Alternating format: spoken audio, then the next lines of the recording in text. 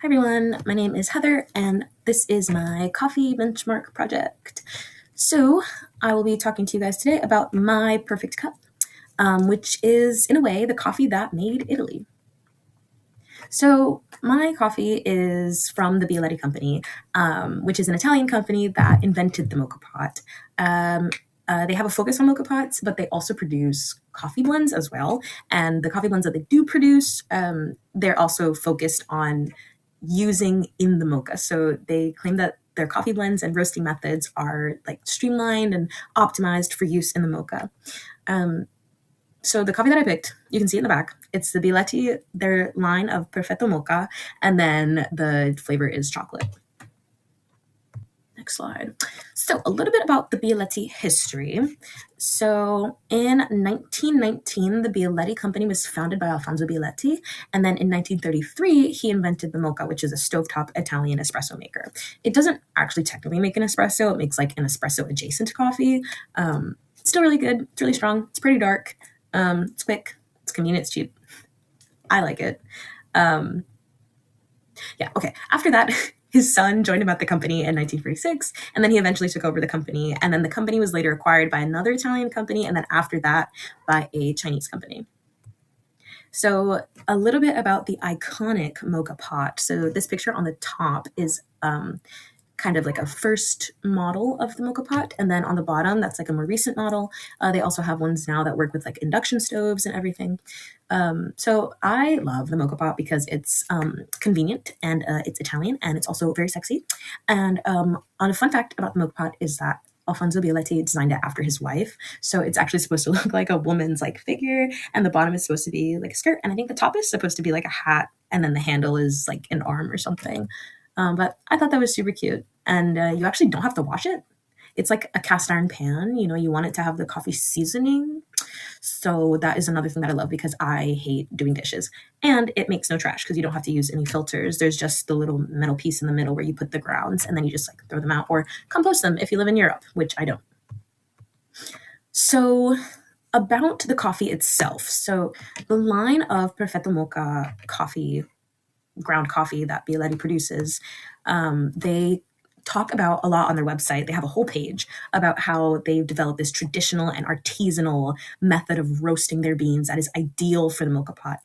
The roasting, the grinding, everything. So they do all their processing of the beans in-house, which is in Coccaglio Franciacorta, which is in Italy. And that includes the selection, the roasting, the degassing, and the packaging of the coffee. The picking and the farming is not really talked about, which I'll go into more later.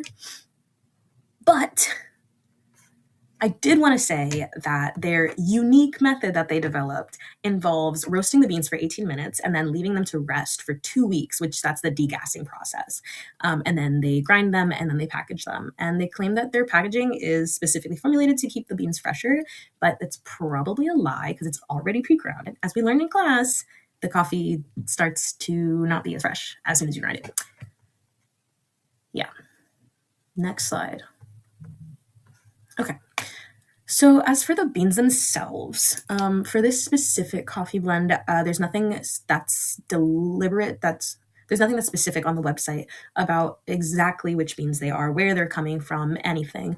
But some third-party websites like coffee blogs and stuff speculate that the beans are 80% Arabica and 20% Robusta, which some of their other blends from this same line on the Bialetti website do say that they're 80% Arabica and 20% Robusta, but for this specific flavor, nothing is mentioned. Some third-party websites speculate that the beans come from Colombia, but all that Bialetti says on their website is that the beans come from high-altitude plantations. There's no mention of where these plantations are, who is working them, what they're getting paid, nothing. They just say that they're high-quality beans from high-altitude plantations. And these two images that I have on the screen, all the images in my presentation are pretty much all pulled from either Canva's images or from the Bialetti website itself. So these two images are actually from an official Bialetti video. And in this video, there is an Italian voiceover, and he's talking about, you know, how the beans are just so great and how you should just feel so good about drinking their coffee and you should just love nature and we love nature. And then they show these two kind of nondescript images of just trees and greenery, and you're just supposed to think, oh yeah, well that's a great farm, that looks great for the environment, but they don't actually specify where or what or who. Okay, so as for the flavor profile of the coffee, I would describe it as having a chocolatey, kind of smooth, full bodied flavor. I think that it leans a little bit earthy and it's bitter like an espresso, but I would say that it has less of an acidity than a true espresso would have. And then this picture in the middle is also from the Bialetti website, and that is how they describe their coffee. They say it has like an intensity of, I think, 7 out of 8. Um, yeah, it's also really good for affogatos. Okay.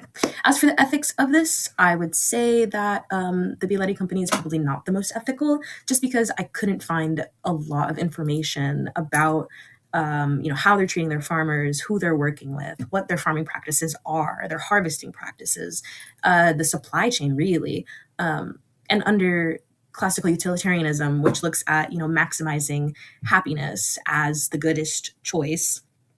I would say that probably the farmers are maybe experiencing a little bit of not so much of that happiness maximization. I think that the Bialetti company, though, is really good about treating their workers in Italy well. They have a lot of pages on their website about their relationships with their workers in Italy, in their factories and their business practices and stuff.